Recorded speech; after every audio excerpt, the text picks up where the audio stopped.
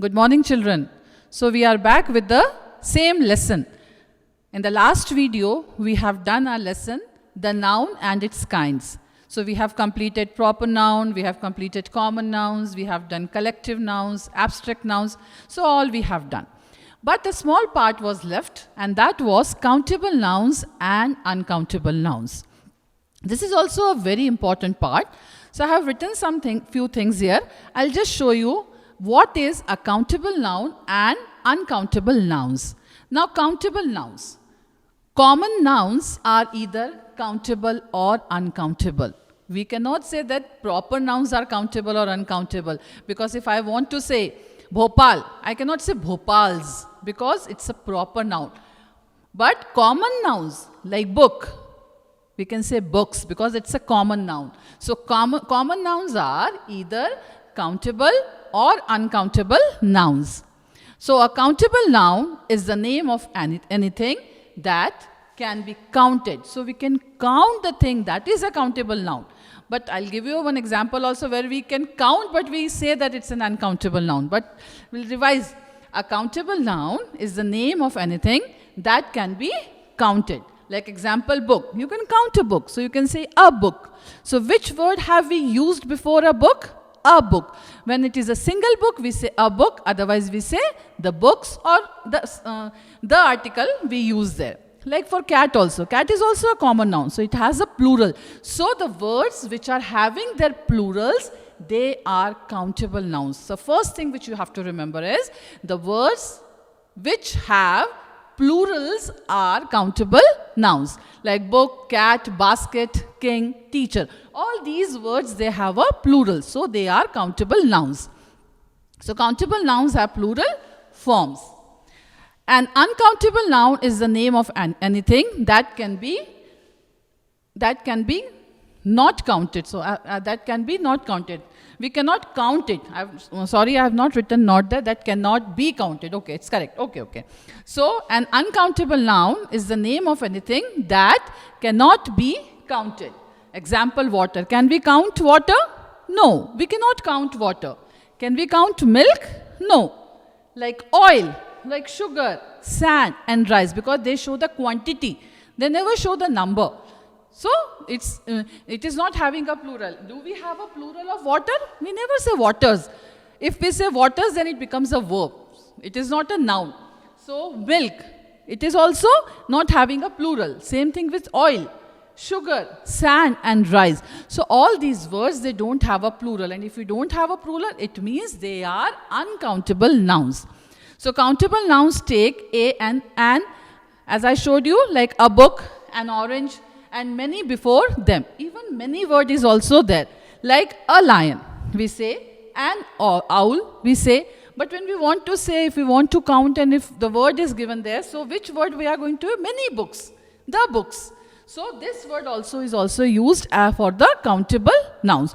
So this is the only part which you have to remember in countable and uncountable noun. Whenever the countable noun is there, the word should have a plural, then only it is a countable noun. If the word is not having a plural, then it is uncountable noun. But sometimes when I'll just write one example. I have some money. I'll give you one example. I have some money. Now, when money is there, you will underline money and you will say that it is a countable noun. What you will say? That it is a countable noun. But this is wrong. Why it is wrong? Because money is not having a plural. Does money have a plural? No, it doesn't have. So, I have some money. I cannot say I have some monies. So, this is uncountable noun. But what we think, because money we can count. So, we say that it is a countable noun. But it's not like that. But if I say I have many coins. I have many coins. Now this word is having a plural here. When the plural is here, then it is a countable noun. So the difference is only that if the word is having a plural, it's a countable noun. And if the word is not having a plural, it is uncountable noun. Only this thing you have to remember. I'll just revise the whole thing today because we have not read from the book. So today we'll just revise what all things were there so that we'll have a short recap. and then I will give you all the exercises, everything on the WhatsApp. Okay, children? So just all of you take out your page number 21 grammar book, the noun, kinds of nouns. I'll just read. If we have missed anything, we will see. Anita is laughing. He has a pet dog. 2 examples are given. They live in Delhi. He writes with a pen. In sentence 1, the word Anita is the name of a person. Sentence 2, dog is name of an animal. Then third, Delhi is given. It's the name of a place. Then fourth sentence, pen is given and it's the name of a thing. So the words which are used as names of people, places, animals or things, they are called as nouns. This we have done. Now kinds. First was common nouns. Common nouns are the names of persons, animal, places or things of the same kind. This we have explained, like actor, doctor, farmer, joker, king. Animals, bull, cat, dog, fox, lion. Places, airport, bank, church, factory, park. Things, almirah, book, computer, desk, eraser. Now comes the proper nouns. Second kind was proper nouns.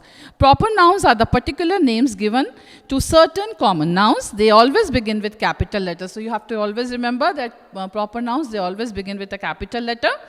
Names of people like Rajiv Gandhi, Kishore Kumar. Names of country, India and China. Names of cities, Delhi, Agra. Names of the days of the week, Sunday, Monday, Tuesday, Wednesday. Names of the months of the year, January, February. Names of oceans and seas, the Indian Ocean, the Caspian Sea. The names of rivers, the Yamuna, the Amazon. Names of historical monuments, Taj Mahal, the Red Fort. The names of festivals, Buddha Purnima, Diwali. Names of special days, Independence Day, Republic Day. Now third comes collective nouns. Collective nouns are words for groups of peoples, animals or things. So collective nouns is not only for people, everything, because noun is a name of a person, place or thing. So it can be a group of a person, animal, thing. Army, a group of soldiers. A group of flowers is bouquet. A group of keys or grapes, it is bunch. A group of sailors, it is crew. A group of people, it is crowd. A group of ships, it is fleet. A group of birds or sheep, it is flock. A group of cattle, it is herd.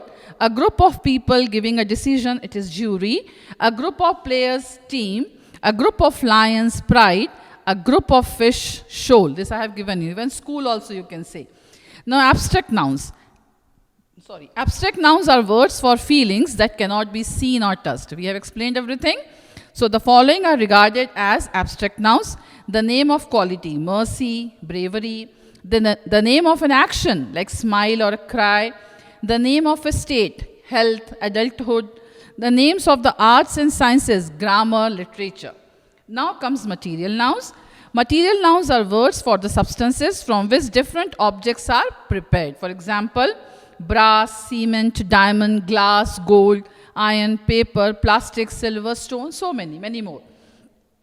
Now after this, countable and uncountable nouns. So today's is the last kind which we have studied is countable and uncountable nouns. The words which are having a plural, they are countable nouns. The words which are not having a plural, they are uncountable nouns. And we have to be very careful. First you should see the word. If the word is having a plural, then only you say that it is a countable noun. Otherwise it is an uncountable noun. So today we have completed our this lesson number 6. So all the exercises, everything I will give you on WhatsApp. So have a good day. Stay home, stay safe. Thank you, children.